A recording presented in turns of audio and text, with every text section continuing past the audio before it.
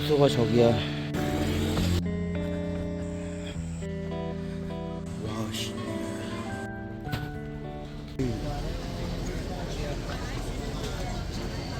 고요했던 교토에서의 첫날 밤을 보내고 일찍 잠자리에 든 만큼 6시에 일어났다.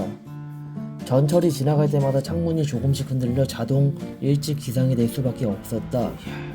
그렇지만 백색 소음이라 다음 날에는 소리 때문에 일찍 일어나거나 하진 않았다. 신경 쓰이지 않았다. 간밤에 다들 한 잔씩 하고 들어온 것 같은데 거실에 사장님처럼 보이는 분이 뻗어 계셨다. 조용히 나가려고 했으나 내가 움직일 때마다 바닥을 삐그덕거려서 주무시는 분이 뒤척였다. 육중한 몸뚱아리 바디체크 한번 해보고 씻지 않은 상태로 바로 바깥으로 나갈 채비를 했다. 러닝을 위해 사온 젤카야노 30을 신고 처음 나가는 길이라 두근두근댔다. 날씨도 죽였다.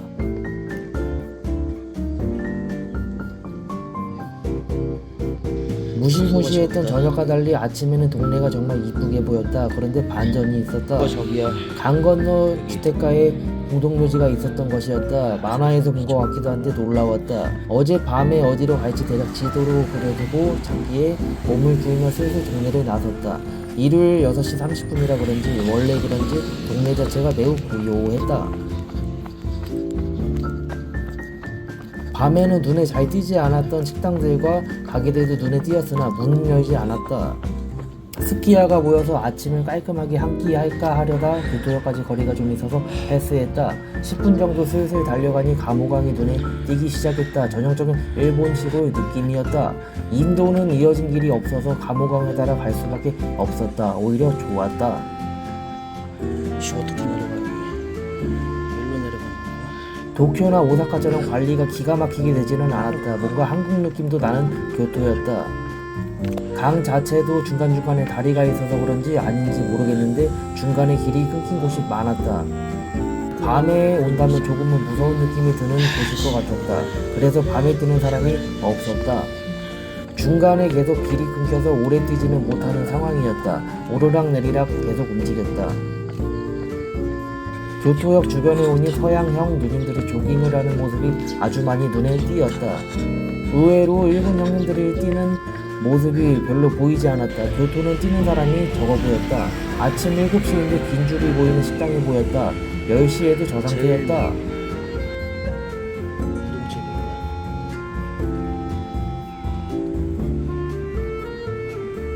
어느새 교토역을 지나 교토공원까지 목적지를 받고 다시 달려갔다. 인도 상태가 좋았다. 원래 신사에 큰 관심도 없고 교토가 워낙 신사가 많은 곳이라 따로 안 갔었는데 여긴 눈에 띄어 들어가 봤다. 10시쯤 되니 이 신사 앞에도 많은 카메라와 야타이가 설치되고 있었다. 가볍게 수박 겉핥기로다가 신사 한 바퀴 둘러보고 다시 교토 국립공원으로 향했다. 아침 일찍 나와서 이렇게 뛰다 보면 유명 관광지도 여유를 느끼며 둘러볼 수 있다. 교토 국립공원은 교토역에서 20분 정도 가면 나오는 곳이었다. 가는 길에 호텔도 많았다. 일본 여행을 오기 전에 이번에는 코메다 커피 중식 세트로 먹어야겠다 다짐했으나 보이지 않았다.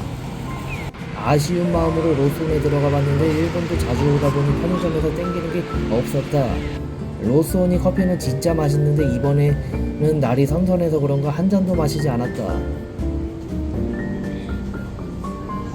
우리나라가 편의점 수는 압도적으로 더 많지만 역시 퀄리티는 일본 못 따라가는 것 같다. 어느새 교토 국립공원 도착. 근데 바닥이 자갈이라 걷는데 굉장히 신경 쓰였다. 나중에 신발 바닥을 보니 쿠션 알아서 돌멩이 하나가 콱 박혀있어 마음이 불편했다. 한국 사람들은 잘 안 오는 관광지 같으나 교토에 머문다면 커피 한 잔 들고 오기 좋은 곳이다.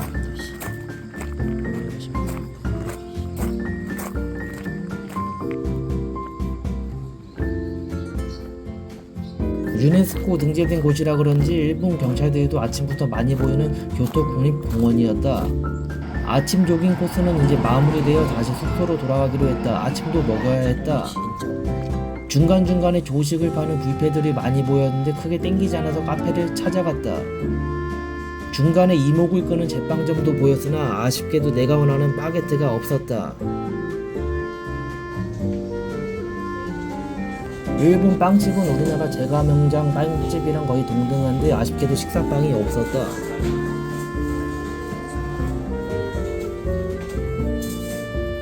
교토 최대 번화가 가와라마치와 니시키 시장으로 향했다.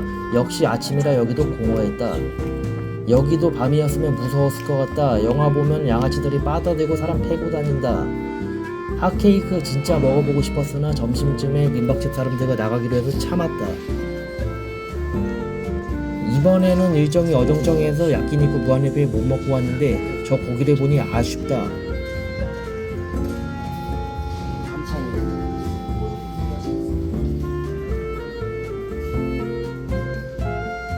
투명 시계를 봤을 때 지금 시간이 9시 반쯤이었는데 여행객들도 부지런한 사람들 정말 많았다.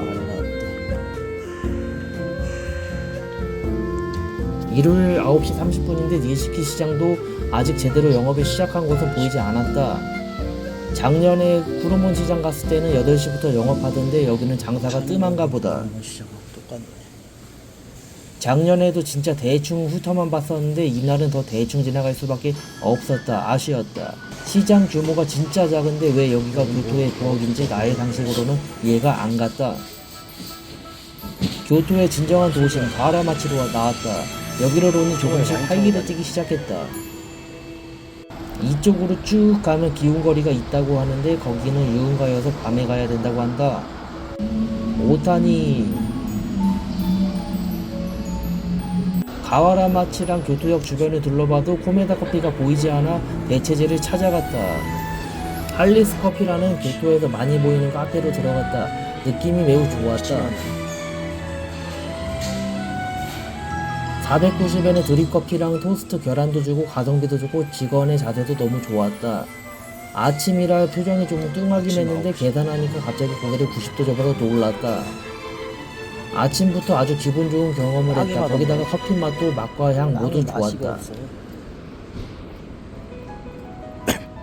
지금 온 곳은 교토역인데 하루카 패스권을 사면서 받은 상품권을 교환하러 온 길이다. 아직 10시가 안 되어서 주변이랑 교토역을 먼저 한번 훑어보기로 했다. 사람이 정말 많았다.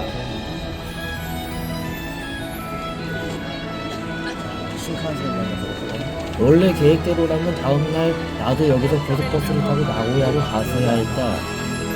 그런데 운이 없게도 다음날부터 3일 연장 비가 계속 오게 돼서 일정이 조금 꼬이게 됐다. 쿠폰 받으러 가는 길. 이세탄 백화점이 교토역에 있어서 백화점 문 열기를 기다리기 위해 1층을 먼저 둘러봤다.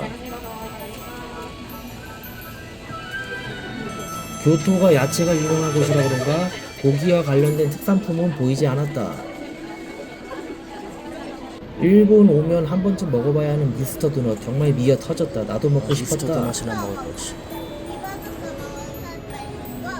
이세탄 백화점은 교토역 2층부터 있다. 생각보다 입구가 소박하게 되어 있으나 찾기 쉬웠다.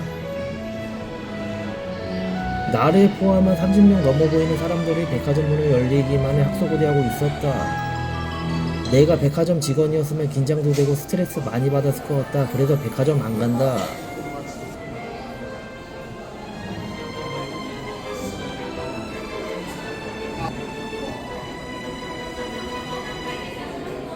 어르신이 1등으로 들어가고 싶어 하시는 것 같아 힘으로 밀치고 갈 수 있지만 양보해드렸다. 지금 영상을 보니 그래도 백화점 가는 건데 뭔 생각을 하고 추리닝 입고 들어갔는지 참 대단하다. 처음에는 텍스프리 센터라고 해서 지금 보이는 곳에서 바꾸는 줄 알았는데 좀 더 들어가야 할까. 매장 앞을 지나갈 때마다 인사를 받아가며 부담스럽게 가장 구석에 있는 센터까지 찾아갔다. 지금 방문한 텍스프리 센터에서 QR로 받은 바우처를 교환할 수 있다. 꼭 받아야 한다. 간단한 동의서 겸 설명서 보여주고 직원분이 바우처 갖다 주신다. 금방 받고 뛰쳐나왔다. 교토역 안에서 다 쓸 수 있는 거야. 원래 이거로 저녁에 백화점 식품관에서 마감다리 사 먹으려고 했는데 숙소에서 너무 멀었다. 결국에는 이번 여행에서 백화점 도시락 못 먹어본 것 같다. 이래서 계획이 중요한가 보다.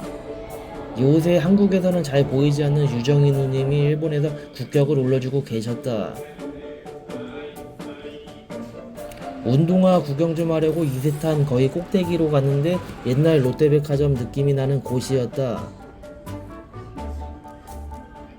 런닝화 매장에 갔는데 가자마자 온러닝 운동화가 보였다. 근데 가격이 아주 살벌했다. 온러닝 비싼지 알았는데 이 정도인지 몰랐다. 그냥 한국에서 세일하는 거 기다려야겠다. 이세탄 백화점 꼭대기는 교토역 테라스와 연결되어 있다. 날씨 좋은 날에 오면 아주 상쾌하다.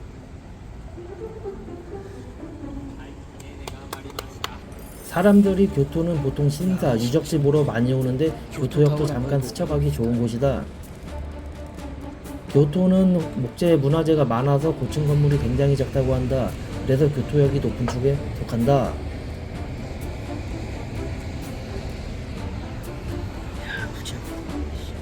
전망대에 관심은 없지만 교토에만 머무시는 분들이라면 교토타워 가보는 것도 추천이다.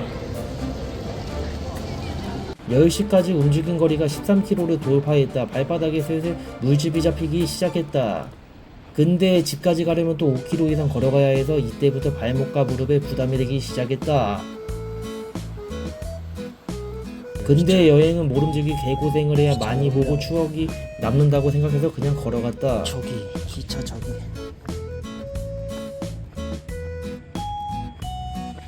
일본 학생 친구들이 주말에도 교복을 입고 다니길래 학교 쪽을 가봤더니 축제를 하고 있었다.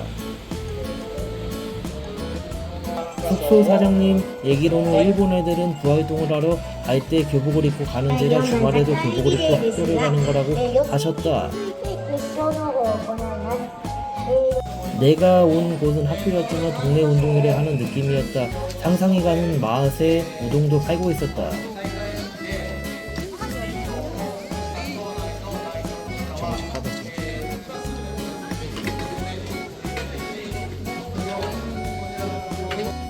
집에 돌아가는 길에 크고 작은 신사들이 정말 많이 보였다. 이게 공동묘지일 수도 있다는 게 무서웠다.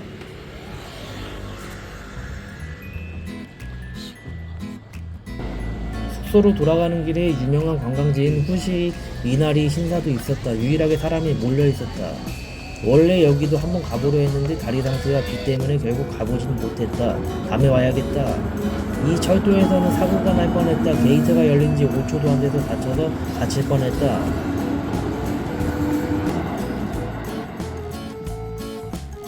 한 시간가량 동네 구경하면서 슬슬 걷다 보니 어느새 숙소 근처까지 돌아올 수 있었다.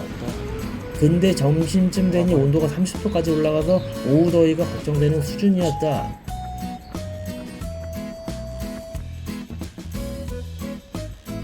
숙소에 돌아오니 민박집 사장님과 스텝, 지인분들이 계셔서 잠깐 채비를 하고 나갈 준비를 했다. 숙소 옆집, 넉놓고 있다가 한두 번 들어갈 뻔했다. 비슷해도 너무 비슷한 개하였다. 진짜 작네. 찍어드릴까요? 30분 정도 아니, 쉬다가 사진 안 12시쯤 다시 밖으로 동영상 나왔다. 찍고. 날씨가 너무 좋았으나 늦더위가 굉장했다. 나중에 유튜브 하려고. 시골 아니에요? 10월이라 가을 느낌이 근데 날 줄 알고 다들 외투 하나씩 갖고 나왔는데 큰 낭패였다. 한국이랑 똑같네. 교토에서 처음 내 돈 내고 타보는 전철이었다. 일본 전철은 정류장마다 가격이 달라 참 어렵다. 교토가 8위권 대도시라고 하는데 아무래도 시골인 것 같다. 여기는 게이안선 후지노모리역이었다. 사장님이 멀지 않은 유명 신사에서 축제를 하고 있다고 해서 다 같이 축제 구경 가기로 했다. 다니는 애들은 뭐예요? 모르겠어요. 두 정거장 정도 타고 가니 신사가 있는 전철역에 도착했다. 전철역 이름은 담바바시역이었다. 된다. 아직까지는 여기가 인파가 많은 곳인지는 몰랐다. 전철역은 매우 한산한 편이었다. 신사 이름은 도호쿠부 신사였다. 전철역에 나오니 인파가 어마무시했다.